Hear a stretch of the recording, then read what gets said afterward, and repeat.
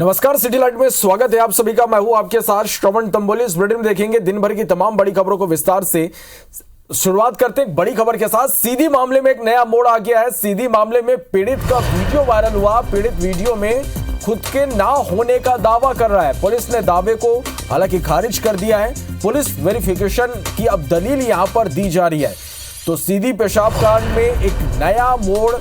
पीड़ित ने इस वीडियो में खुद के होने से इनकार किया है। पीड़ित का यह वीडियो वायरल हुआ था, अब खुद के ना होने का दावा यहां पर पीड़ित कर रहा है। पुलिस ने दावे को खारिज कर दिया और वेरिफिकेशन की यहां पर अब बात कही जा रही है। तो सीधी मामले में देखिए किस तरह से यह मामला लगातार सुर्खियों में है।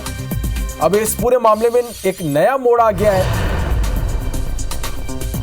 कि पीड़ित का जो वीडियो वायरल हुआ था पेशाब कांड में, पीड़ित वीडियो में खुद के ना होने का अब यहां पर दावा कर रहा है। पुलिस ने इस दावे को हालांकि खारिज कर दिया है। और मनोज हमारे संवाददाता फोन लाइन पर जुड़ रहे हैं। मनोज, पीड़ित ने खुद के ना होने का यहां पर दावा किया है, क्या सामने आ पा रहा है इस वक्त इस पूरे मामले में? बिल्कुल जैसा कि हम बताना चाहेंगे कि दसमत रावत जो ये फरियादी है, ये भोपाल गया हुआ था। भोपाल से लौटने के बाद जब कुछ लोगों द्वारा ये पूछा गया कि ये जो वीडियो दिख रहा है आपने देखा है, तो उसका ये कहना है कि जो ये वीडियो है ऐसा लगता है कि मेरा नहीं है। ये घटना उसको मुझे ऐसा लगता है कि जो फरियादी है उसको याद नहीं कि घटना कब की है, किस तरह की घटना घटी है। तो निश्चित तौर से जिस तरह इग्नोर कर रहा है इस सारी घटनाओं को, तो निश्चित तौर से इससे ये लगता है कि वो अभी पूरे वीडियो को अभी देखा नहीं है और पूरे वीडियो को समझ नहीं पा रहा है फरियादी। मनोज, क्या किसी कोई दबाव में इस तरह के भी बयान दिए जा सकते हैं? क्या इस तरह के शक भी है इस पे? बिल्कुल, जैसा कि हमारी जो एक लोगों से पर चर्चा हुई है उसके दौरान ये बताया जा रहा है कि जो आरोपी प्रवेश शुक्ला है और ये जो फरियादी दसमत रावत है, दोनों उसी गांव के और एक दूसरे को जानते हैं और ये एक दूसरे के साथ हमेशा साथ में ये ड्रिंक किया करते थे और ये हैबिचुअल हैं जो कि हमेशा साथ में मिलते जुलते रहते थे। एक ही तरह की परिपाटी में लोग बैठा करते थे। तो वो उसका ये मानना है कि हमारे गांव के ही रहने वाले हमारे यार मित्र हैं, तो इनका नुकसान नहीं हो। सरकार अब जो की तो की, जो उनको सजा मिलनी थी तो मिल गई, सरकार उन्हें वापस तो छोड़ दे, तो ऐसा दसमत रावत का कहना है। चलिए, और इस खबर पर हमारे साथ एसपी रविंद्र जी जुड़ गए हैं। रविंद्र जी, स्वागत है आपका एबी24 में। और जिस तरह से इसमें पीड़ित ने खुद को अब ना होने का ये दावा कर रहा है, हालांकि आप क्या कहना है इस पूरे मामले पर आपका? जी, इसमें पुलिस जांच की जा चुकी है और इस बात की पुष्टि की जा चुकी है कि जो व्यक्ति इसमें दिखाई दे रहा है वीडियो में, जो वायरल वीडियो में व्यक्ति है, वह दसमत रावत ही है। इस बात की पुष्टि अभी तक की जो विवेचना हुई है उसमें की जा चुकी है। आखिर इस तरह का बयान सामने क्या किसी दबाव में? रवि जी, इस तरह का आखिर पीड़ित की ओर से बयान क्यों दिया गया? क्या किसी दबाव में है वो? नहीं, किसी दबाव में वो नहीं है, लेकिन जैसा कि आपने पूरा वीडियो वो देखा होगा जो वायरल हो रहा है सोशल मीडिया में, उसमें उसने डिनाई नहीं किया है, लेकिन इस बात को उसने एक्सेप्ट किया है कि उसमें जब ये वीडियो बना था तो उसमें उसकी कंडीशन भी थी। लेकिन जो पूछताछ हुई है और बाकी जो चीजें जो साक्ष्य संकलित हुए हैं उसके आधार पर इस बात की पुष्टि हो चुकी है कि व्यक्ति नहीं है। चलिए, बहुत शुक्रिया आपका हमारे साथ जुड़ने के लिए और इस बातचीत के लिए।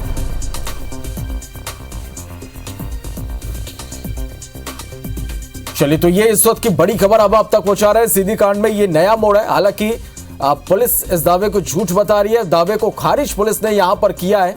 जो पीड़ित है उसने खुद को इस वीडियो में नहीं होने का वो दावा यहां पर कर रहा है। चलिए मनोज, आपका बहुत शुक्रिया हमारे साथ जुड़ने के लिए, इस पूरी जानकारी के लिए।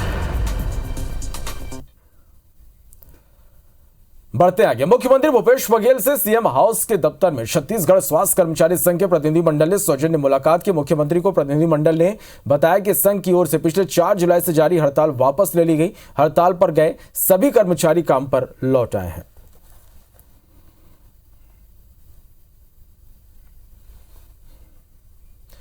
बिलासपुर पहुंचे नेता प्रतिपक्ष नारायण चंदेल ने प्रदेश सरकार के उस तथ्य को गलत ठहराया जिसमें राज्य सरकार ने केंद्र पर आरोप लगाते हुए कहा कि केंद्र सरकार राज्य से 80% धान नहीं लेती, जबकि असल तथ्य यह है कि केंद्र सरकार न सिर्फ राज्य का 80% धान खरीदती है बल्कि धान के भुगतान का 3/4 हिस्सा भी देती है। भारत सरकार ने यहाँ के धान खरीदी के लिए 51,563 करोड़ रुपया राज्य सरकार को दिया। आज जिन किसानों का गिरदावरी के नाम से जमीन गुम हो गया, वो धान बेचने से वंचित हो गए। एमपी के चुनाव प्रभारी बनने के बाद केंद्रीय मंत्री भूपेंद्र सिंह यादव पहली बार इंदौर पहुंचे। यहां भूपेंद्र यादव ने कैलाश विजयवर्गीय के आवास पर लंच करने के बाद सभी बीजेपी नेताओं के साथ आगामी चुनाव की रणनीति पर मंथन किया। इस खास बैठक में बीजेपी प्रदेश अध्यक्ष वी डी शर्मा और संगठन महामंत्री हितानंद शर्मा भी शामिल हुए।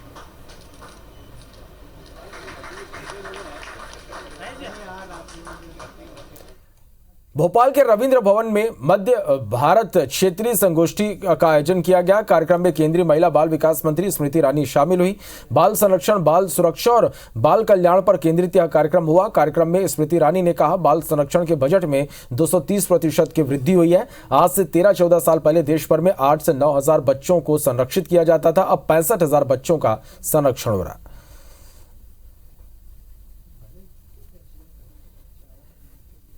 प्रदेश के जो डिस्ट्रिक्ट चाइल्ड प्रोटेक्शन यूनिट्स हैं, चाइल्ड वेलफेयर कमेटीज हैं, जुवेनाइल जस्टिस बोर्ड्स और जो ग्रामीण अंचल में बच्चों का संरक्षण करते हैं ऐसे विलेज प्रोटेक्शन कमेटीज का यहाँ पर 3 राज्यों से आगमन हुआ। खरगोन में एक विशेष समुदाय के शख्स पर शादीशुदा महिला को भगा कर ले जाने का आरोप है। महिला के पिता और समाज के लोगों ने मामले की शिकायत पुलिस से की है। समाज का आरोप है कि आरोपी बैंक में नौकरी लगाने के नाम पर महिला को अपने साथ भगा कर ले गया। समाज ने लव जिहाद का भी आरोप लगाया।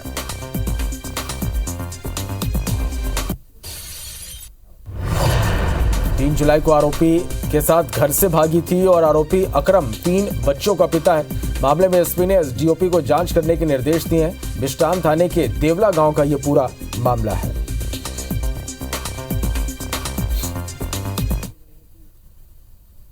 वो सर्विस का लालच दिया था।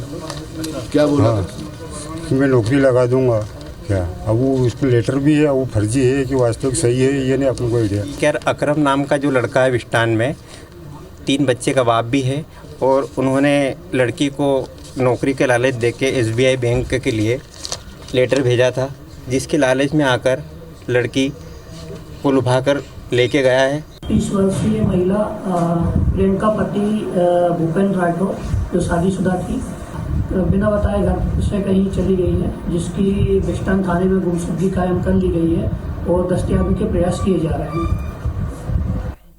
शिवपुरी में बिजली सुधार कार्य के दौरान कर्मचारी की करंट लगने से मौत हो गई। युवा की मौत के बाद परिजनों ने जमकर हंगामा किया।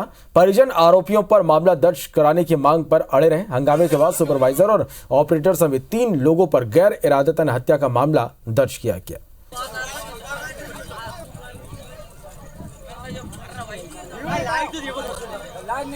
भिलाई में कबाड़ियों पर ताबड़तोड़ कार्रवाई होने के बाद अब चोरी की गाड़ियां रायपुर में खपाई जा रही हैं। कुछ दिन पहले भिलाई के डबरापारा में चोरी हुए हाईवा को रायपुर के कबाड़ी शाकिब के पास टुकड़ों में काटकर खपाए जाने का मामला सामने आया। पूरे मामले में anti crime unit, cyber unit ने कबाड़ी को भी धर दबोचा। हम लोगों ने इस मामले में कार्रवाई की है और कबाड़ियों पे जैसे पिछले दिनों हम लोगों ने कार्रवाई की थी, उसी तरीके से लगातार प्रयास ये जारी है कि हम लोग उनके ऊपर प्रभावी कार्रवाई करें ताकि चोरी जैसी घटनाएं ना हो। पाखांजूर में एक दंतैल हाथी पिछले 4 दिनों से विचरण कर रहा। ग्रामीणों के बीच दहशत का माहौल है और इस बीच वन विभाग की लापरवाही भी नजर आ रही है। जिस इलाके में हाथी जा रहे हैं वहां आसपास लोग हाथी देखने भीड़ इकट्ठा कर रहे हैं। ऐसे में कभी भी भगदड़ मचने या अप्रिय घटना घट सकती है।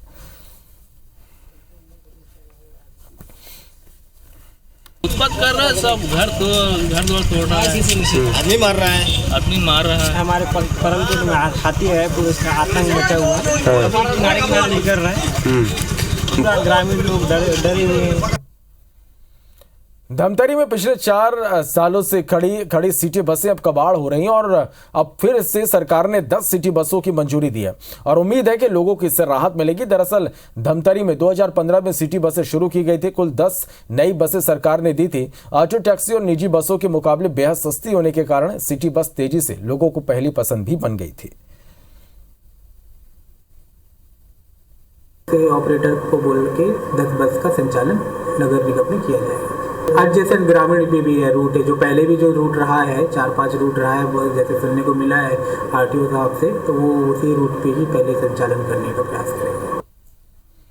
खंडवा के ओंकारेश्वर ज्योतिर्लिंग मंदिर परिसर में एसडीएम से मारपीट करने का मामला सामने आया। 2 पंजों पर मारपीट करने का आरोप है। मामले में 2 पंजों के खिलाफ मामला दर्ज किया गया। दरअसल भीड़ के चलते ओंकारेश्वर मंदिर वीआईपी दर्शन पर रोक लगाया गया था, लेकिन आरोपी पंडा ब्राह्मणानंद शर्मा अपने एक श्रद्धालु को मंदिर के अंदर ले आ जाने की जिद करने लगा और इसी बात को लेकर पंडा और प्रशासन के लोगों में बहस हुई और इसी दौरान आरोपी पंडों ने एसडीएम से मारपीट की। मामले में पुलिस ने जांच के बाद कार्रवाई करने की बात की।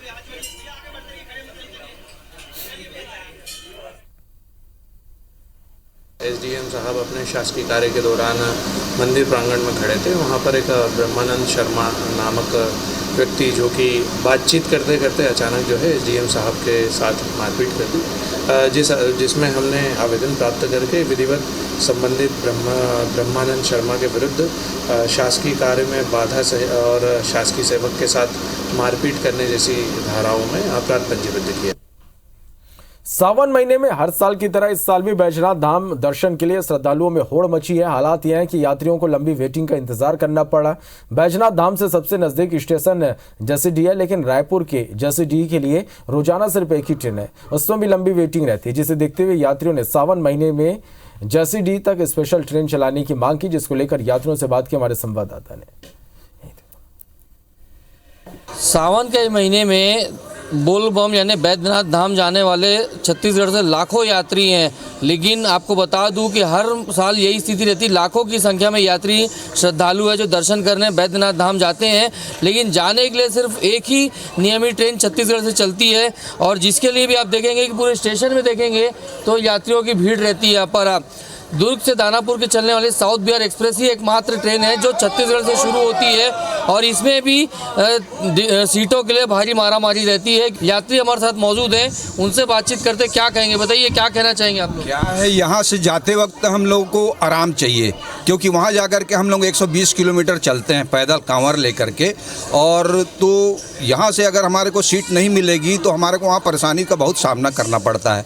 उसी प्रकार से वहाँ से जब वापसी आते हैं तो 120 किलोमीटर हम पैदल चल के ट्रेन में आते हैं, जो बहुत ही पीड़ित अवस्था में रहता है, घायल रहते हैं हम लोग, ये मान के चले। तो वहाँ से हमको आते वक्त भी आराम की और सभी को रिजर्वेशन और सोने की व्यवस्था चाहिए। शासन प्रशासन से निवेदन करते हैं कि सावन के महीने में कम से कम 2 या 3 ट्रेन कम से कम चलनी चाहिए, क्योंकि आज 3 महीना पहले हमने टिकट कराया, कई टिकट हमारी कंफर्म नहीं हुई है, कई टिकट RSC है हमारी। अब उसमें एक सीट में हम लोग 3-3 आदमी 2-2 आदमी कैसे बैठ के जाएंगे? नहीं, ट्रेन बढ़ना चाहिए। जब हर एक तीर्थ के लिए ट्रेन चलता है स्पेशल, तो इस तीर्थ के लिए भी चलना चाहिए। हमारा रेल मंत्री से अपील है, यहाँ के मुख्यमंत्री से अपील है कि रेल मंत्री से अपील करके और ट्रेन की संख्या बढ़ाएं। रेलवे को चाहिए कि कम से कम सावन के महीने में स्पेशल ट्रेन छत्तीसगढ़ से जसीडीह जो नियरेस्ट स्टेशन है बैद्यनाथ धाम के लिए, वहाँ के लिए नियरेस्ट ट्रेन एक स्पेशल ट्रेन रेगुलर चलाए हर साल, ताकि जो लाखों यात्री दर्शन के लिए जाते हैं उन्हें सुविधा मिल सके, आसानी से कंफर्म सीट मिल सके। यहाँ कैमरामैन किशोर के साथ स्टार जैन, IBC 24 रायपुर। बढ़ते आगे, कहने को तो कमल विहार यानी कौशल्या विहार को रहने के लिए जन्नत बनाने का दावा किया गया था, लेकिन सालों से प्रोजेक्ट अपनी खामियां उजागर कर रहा है। मानसून के आते इलाका ज्यादा खतरनाक हो जाता है, क्योंकि लापरवाही और अनदेखी यहां के लोगों की जान से खिलवाड़ कर रहा है। देखिए संवाददाता संदीप शुक्ला की यह खास रिपोर्ट।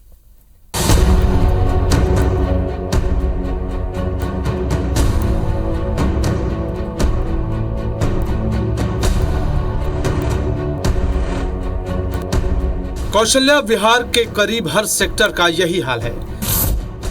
सड़कों पर बने होल के ढक्कन चोरी हो चुके हैं और ये मेन होल अब गड्ढों में तब्दील हो चुके हैं।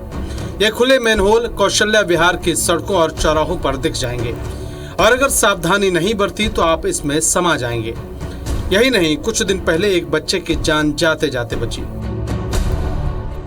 कौशल्या विहार के खुले मेन होल मौत के कुएं में बदल गए हैं और बरसात में इनकी हालत और भी खतरनाक हो गई है। आपको सीधा नज़ारा के सेक्टर 4 से दिखा रहे हैं। ये मेन होल है खुला हुआ और पानी से लबालब है।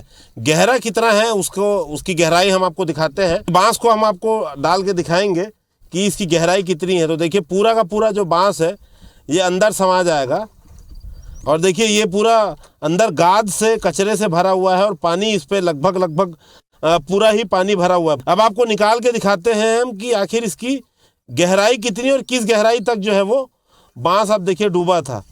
तो देखिए लगभग ये 8-1 फुट तो लग रहा है कि कम से कम बांस होगा, 7 फुट लगभग। ये पूरा बांस आप देखिए ये डूब गया था। इस पर आप कल्पना कीजिए कोई आदमी गिर जाएगा तो उसके साथ क्या होगा। एक दुर्घटना हुई थी, सौभाग्य से बच्चा बच गया था। एक बच्चा गिरा था, वो बच्चा हमारे साथ ही है। क्या नाम है बेटा तुम्हारा? मेरा नाम कुणाल साहू है। मैं मैच खेलते हुए आया था रात के, तो मैं आते हुए गिर गया था गड्ढे पे। पैदल यात्रा आ रहा था, फिर मेरे दोस्त ने देखा तो उन्हें बचाया मेरे को। स्थानीय लोगों की माने तो पिछले महीने ही इनमें आधा दर्जन से ज्यादा लोग गिर चुके हैं, लेकिन अधिकारी इस ओर ध्यान नहीं दे रहे। ऐसा लगता है कि जिम्मेदार किसी बड़ी दुर्घटना का इंतजार कर रहे हैं। स्थानीय बताते हैं कि शाम के समय हालात और भी खतरनाक हो जाते हैं। शाम के बाद तो बच्चों को बाहर नहीं निकलने देते।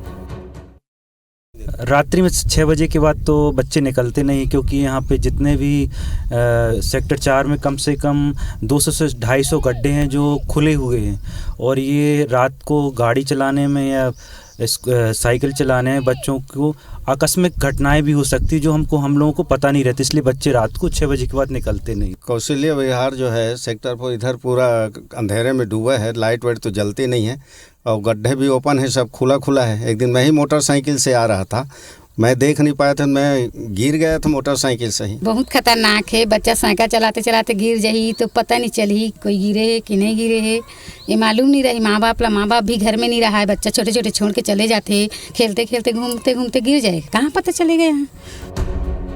दरअसल कौशल्या विहार के हर सेक्टर में सड़कों के बीच 12 फीट गहरे मैनहोल हैं, जिनके ढक्कन चोरी हो चुके हैं। अब बरसात में मैनहोल पानी से लबालब भर गए हैं, लेकिन जनप्रतिनिधि कह रहे हैं कि IBC 24 ने मामला संज्ञान में लाया है, तो इस पर ध्यान दिया जाएगा।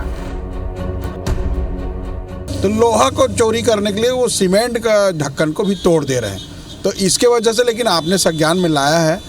हमने अधिकारियों को कहा है कि इस पर ढक्कन को ढके ताकि कोई गंभीर दुर्घटना ना हो सके। गनीमत है कि इन गड्ढों में गिरने से अब तक किसी की जान नहीं गई, लेकिन इस लापरवाही पर जल्द लगाम नहीं लगाई गई तो बड़े हादसे से इनकार भी नहीं किया जा सकता। लगातार IBC 24 इस मुद्दे को उठा रहा है। न जाने क्यों RDA के अधिकारी अभी भी इस पर लापरवाह बने हुए हैं। चोर इन मेन होल के ढक्कन चोरी कर रहे हैं, पुलिस उस पर कोई कार्रवाई नहीं कर रही है। लगता है कि सभी जो जिम्मेदार हैं किसी बड़ी दुर्घटना का इंतजार कर रहे हैं। कैमरामैन संजीव सिन्हा के साथ संदीप शुक्ला, IBC 24 रायपुर।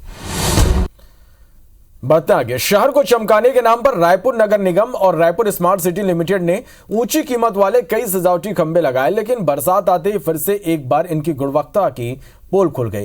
पंडरी के महालक्ष्मी कपड़ा मार्केट, पंडरी मंडी से देवेंद्र नगर जाने वाली मुख्य सड़क, अवंती चौक से शंकर नगर जाने वाली मुख्य सड़क समेत कई सड़कों के पोल की स्ट्रीट लाइट पिछले कई दिनों से बंद पड़ी है, जिससे अपराध और हादसे की आशंका बनी रहती है। अंधेरे में डूबी सड़कों का जायजा लिया हमारे संवाददाता संदीप शुक्ला ने। करोड़ों रुपए खर्च करके भी कैसे अंधेरा खरीदा जाता है उसका उदाहरण आपको दिखा रहे हैं। हम खड़े हैं पंडरी मुख्य मार्केट में और आपको दिखाएंगे स्मार्ट सिटी रायपुर लिमिटेड का एक प्रोजेक्ट जिसमें स्मार्ट सिटी ने करोड़ों रुपए खर्च किए, लेकिन यहाँ अंधेरा पसरा हुआ है। आप देखेंगे महालक्ष्मी मार्केट से आप जब गुजरेंगे देवेंद्र नगर की तरफ तो ये 50 खंबे यहाँ पर लगे हुए हैं जो पूरे तरीके से बंद है। एक एक खंबे की जो कीमत है वो लगभग 2 लाख रुपए है और कई दिनों से ये बंद है। और सबसे बड़ी बात है कि महीने में आधे दिन ये जो है खंबे बंद होते हैं।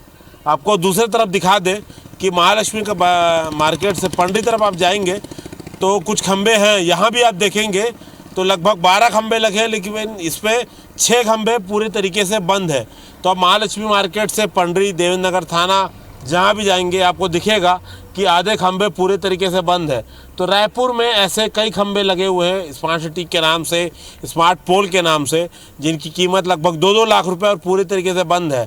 और आप जाएंगे मंडी गेट, वहाँ भी पूरी तरीके से जो लाइन में खंबे लगे हुए हैं, काफ़ी महंगे खंबे हैं, वो भी पूरे तरीके से बंद है। तो आप देख सकते हैं कि स्मार्ट सिटी और नगर निगम मिल के करोड़ों रुपए खर्च कर देते हैं अपने प्रोजेक्ट पे, लेकिन उस पर किसी प्रकार की निगरानी नहीं होती। पूरे तरीके से सड़कों पे अंधेरा पसरा हुआ है बरसात के समय में। ऐसे में जो खामियाजा है वो आम जनता को भुगतना पड़ रहा है, लेकिन अधिकारी इस पर कोई कार्रवाई नहीं कर रहे हैं। कैमरामैन नरेंद्र मार्कंडे के साथ संदीप शुक्ला, IBC 24 रायपुर। भगवान राम के ननिहाल में माता कौशल्या मंदिर चंदखुरी से लगे ग्राम मोहदी के राम ने करीब 8 साल का वनवास काटा। मोहदी के राम मंदिर में लगे ताले को न्यायालय के आदेश के बाद खोल दिया गया। दरअसल मोहदी गांव में के राम मंदिर के पुजारी केजू प्रसाद शर्मा 3 पीढ़ियों से मंदिर की देखरेख और पूजा अर्चना कर रहे थे, लेकिन इस बीच गांव के तिवारी परिवार ने मंदिर पर ताला जड़ दिया था।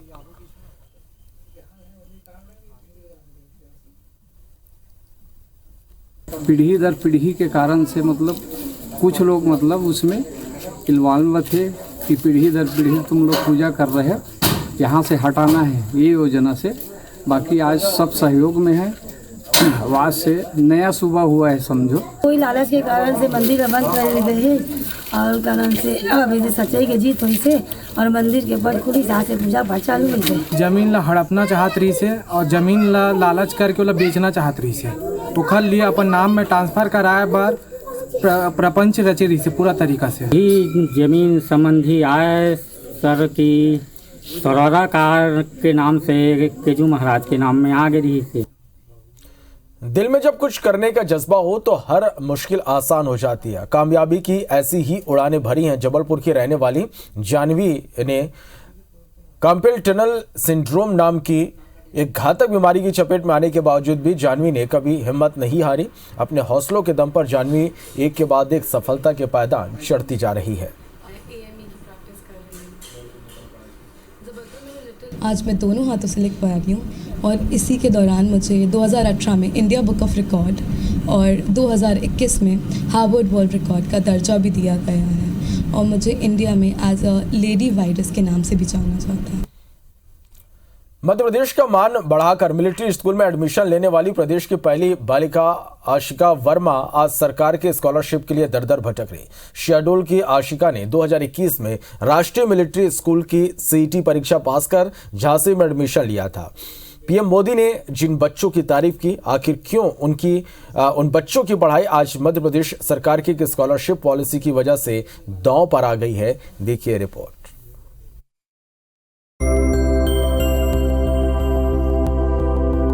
ये है शहडोल की रहने वाली आशिका वर्मा। आशिका ने 2021 में राष्ट्रीय मिलिट्री स्कूल की CIT परीक्षा पास कर झांसी में एडमिशन लिया था। इसके लिए कठिन परीक्षा भी पास की। आशिका के इसी देश सेवा की जज्बे की तारीफ पीएम मोदी भी कर चुके हैं, लेकिन स्कॉलरशिप ना मिलने की वजह से आशिका की पढ़ाई दांव पर आ गई है। वहाँ की फीस इतनी ज़्यादा है कि हम लोग यानी कि हमारे पेरेंट्स को दिक्कत जाती है वहाँ की फ़ीस देने में, इसलिए ये सर स्कूल में पढ़ाई चल रही है और हमें 15 से एग्जाम्स भी स्टार्ट है। सिर्फ आशिका ही नहीं, रतलाम के सार्थक पाटीदार, छतरपुर के आयुष विश्वकर्मा, सागर के नमन लाड़िया और झाबुआ के विजय डामर समेत ऐसे दर्जनों छात्र छात्राएं मध्य प्रदेश सरकार की स्कॉलरशिप पाने के लिए दर दर भटक रहे हैं। दरअसल मध्य प्रदेश सरकार सिर्फ उन्हीं स्कूली बच्चों को छात्रवृत्ति देती है जो मध्य प्रदेश के स्कूलों में, और यही वजह है कि ये छात्र अपने परिजनों के साथ बीते एक हफ्ते से भोपाल में सरकारी दफ्तरों के चक्कर लगा रहे हैं।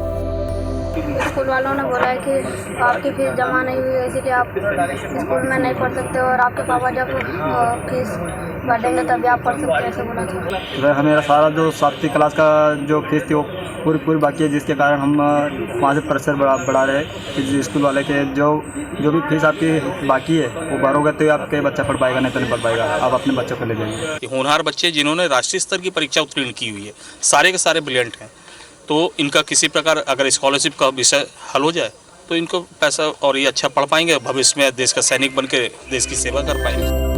एक मुलाकात के दौरान पीएम मोदी भी आशिका की तारीफ कर चुके हैं, लेकिन अब मध्य प्रदेश सरकार की इंटर स्टेट स्कॉलरशिप स्कीम न होने की वजह से आशिका को छात्रवृत्ति नहीं मिल पा रही है। यूँ तो मध्य प्रदेश सरकार सूबे के लड़के लड़कियों को विदेशों में उच्च शिक्षा के लिए छात्रवृत्ति दे रही है, लेकिन कठिन परीक्षा पास कर देश सेवा का जज्बा लिए इन छात्रों को स्कॉलरशिप के लिए परेशान होना पड़ रहा है।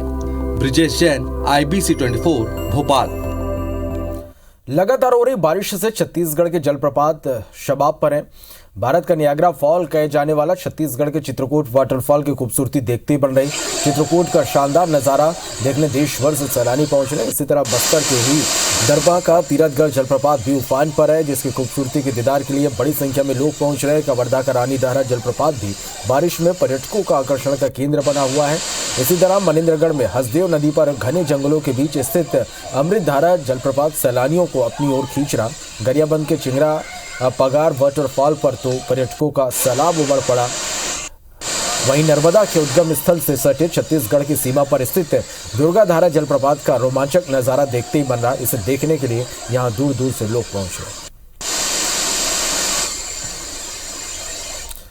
मध्य प्रदेश छत्तीसगढ़ में जमकर बारिश हो रही। नदी नाले उफान पर है, जिससे निचले इलाकों में पानी भरने से लोगों की मुसीबतें बढ़ गई हैं।